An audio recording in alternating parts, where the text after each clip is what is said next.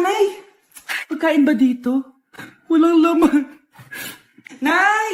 Nay! Sinong hinahanap mo? Wow, sarap! Gusto mo na ito? Gutom na ako. Tara sa bahay, madaming ganito. 1 hour later. Anak, ito na pagkain mo. Anak! Anak! Nasaan na ba yun? Anak! Anak! Anak! Anak! Nasaan na yung anak ko? Anak!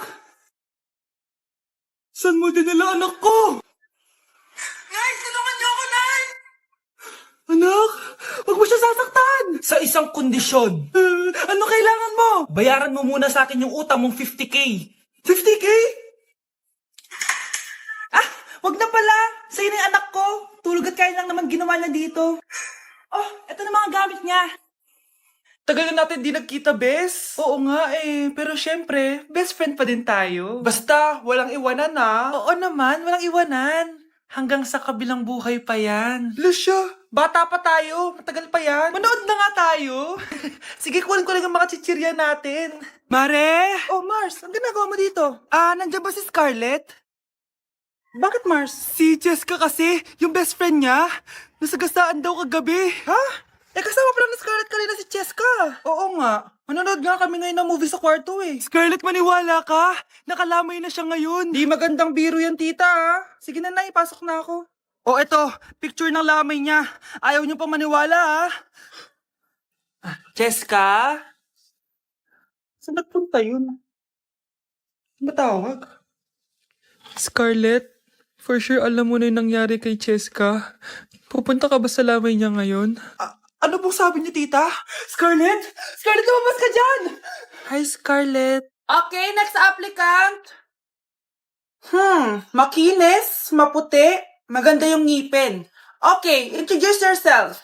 Hi, I'm Scarlett, and I want to show the world, the universe rather, that I will confidently shake your fries with a heart. Bakit gusto mo magbenta ng fries? Thank you for that wonderful question.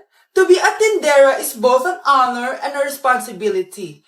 If I were to be a tindera, I will use my voice to influence the youth. Thank you. Okay, eto, mas mahirap na tanong. Ano mas masarap na flavor? Cheese o sour cream? If people were to argue between cheese and sour cream, well, everything is good, but in moderation. Thank you. Magaling! Pasok ka na sa top 10. The new Miss Potato Corner is Scarlett! Nasaan na yung 1 million na prize? Anong 1 million na prize? Magluluto ka ng fries. Pasok ka na sa trabaho. Magluto ka na ng dali. Be, may alcohol ka? Thank you ah. Okay, class, bring 1 sheet of yellow paper. Hello, yellow paper. Okay, mag-start na tayo, class. Be, ha? may yellow paper ka? Meron, be. O, eto. Thank you, Be ah. Okay, class, number 1. Ano, wala palang ballpen. May ballpen ka, Be? Yung totoo, be, nag-aaral ka ba? O, eto. Thank you, Be ah. Bait mo talaga, Be. Okay, class, before we start pala, bring out your calculators. Nakal-Q. May Q ka, Be? Lahat na lang, be. O, ayan. Perfect. Thank you, Be. Yun, sa wakas natapos din. Be, may tissue ka? Wow, tissue naman. Ayan. Salamat, Be. Grabe, na-stress ako dun, ha. May salamin ka, Be? Meron, be. Ano pa kailangan mo? Grabe, thank you, Be, ha. Pogi pa rin, no? May suklay ka, Be? Wala. O, ayan. Ayun! Ikaw na talaga, Be. Best classmate ever. Dahil ikaw, bro, ang score na Pasko! May tatalo pa ba sa Pasko? Limited edition planner to, Wow! Thank you, Nay! Ang ganda! Ano yung sa akin, Nay? Oh, eto, yellow pad. Bakit yellow pad lang? Kasi sa kanya, planner. May favoritism talaga dito eh. Nay, kailangan ko po ng ballpen. Oh, eto anak, G-Tech. Ang mahal nito. Ingatan mo yan, ha? Thank you, Nay! Hindi ko babagsak to. O, ikaw naman. Etong sayo. Bakit maleta, Nay? Mag-aaral na ba ako sa ibang bansa? Yan yung gagamitin mo kapag bumagsak ka dahil papalayasin na kita. 1 year later. At dahil mag-graduate na kayo, bibigyan ko ng bagong cellphone ang may pinakamataas na grades. Nay, 95 ako. Akin na yung cellphone. 95 lang? Ako nga 96 na eh. Shh! Sa akin na yung bagong cellphone dahil 98 ang grade ko. O ikaw, anong grade mo? Bagsak? 99 ako, Nay. At deserve ko to. I'm a bitch, I'm a boss. I'm a bitch and a boss, I'm a shine like gloss. I'm a bitch, I'm a boss. I'm a bitch and a boss, I'm a... Gutom na ako. Nay, may pagkain ba dito? Ano ba yan? Nasa si nanay? Pagkain ba dito? Walang laman. Nay! Nay! Sinong hinahanap mo? Wow, sarap! Gusto mo na ito? Gutom na ako. Tara sa bahay. Madaming ganito. 1 hour later. Anak, ito na pagkain mo. Anak? Anak? Nasaan na ba yun? Anak? Anak? Anak?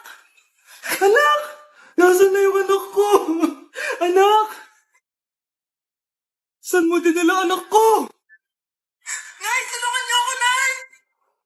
Anak, huwag mo siya sasaktan! Sa isang kondisyon. Ano kailangan mo? Bayaran mo muna sa akin yung utang mong 50K. 50K?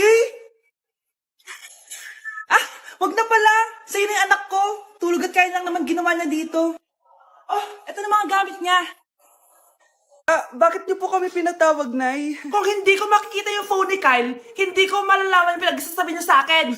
Lagot tayo, ate. Kung san-san mo kasi nilalagay phone mo, Kyle. Nakalimutan ko eh. Mag-umpisa tayo sa'yo, Kyle.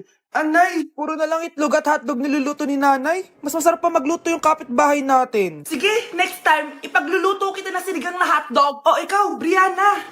Alam niyo bang nagalit sa akin si nanay kasi dati with high honors ako, diba? Tapos ngayon with honors na lang. Siya nga bagsak nung high school eh. Oo, bagsak ako. Pero top 1 ako ng kinder. Kevin? Wala akong sinasabi ha. Grabe talaga si nanay. Umaga pa lang galit na siya. Tapos utos pa siya ng utos. Bawal ba magpahinga sa bahay na to? Grabe. Wow, wala ka palang sinasabi ah. At ikaw, Scarlett? Yes, nay. Mga be, alam niyo bang galit na galit sa akin si nanay dahil daw nag-boyfriend ako na maaga? Siya nga maagang nabuntis eh. Di naman ako nagalit sa kanya. May problema ka ba sa maagang nabuntis? Wala akong problema, nay. Idol nga kita eh. Ha? Anong idol? Buntis din ako. Ma'am, nangangopya po si Scarlett sa akin, no? Apakasinungaling mo, Samantha. May nangangopya pala dito? Bagsak ka na sa akin, Scarlett. Apakasama talaga ng ugali mo, Samantha. Nay. O anak, anyari sa'yo? Binagsak ako ng teacher ko. Naniwala kasi siya kay Samantha na nangopya daw ako. Totoo ba yun, Scarlett? Hindi, nay. Siya talaga yung nangopya sa akin. Walang iya yan ah. Humanda siya sa akin. Tara, anak.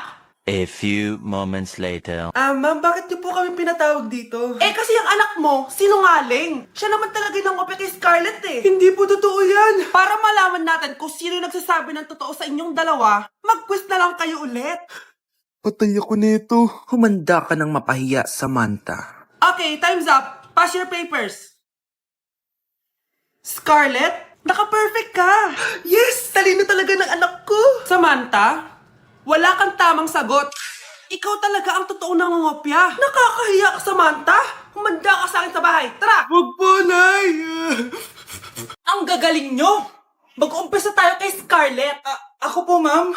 Palagi na nagpapareport si ma'am. Ano, tamad na siya magturo? Sayang tuition natin, be. Isa ka pa, Christian. Ma'am, kita niyo ba, bago riban si ma'am, balita ko kumukuha siya sa class funds natin, Ginawa niya tayong business.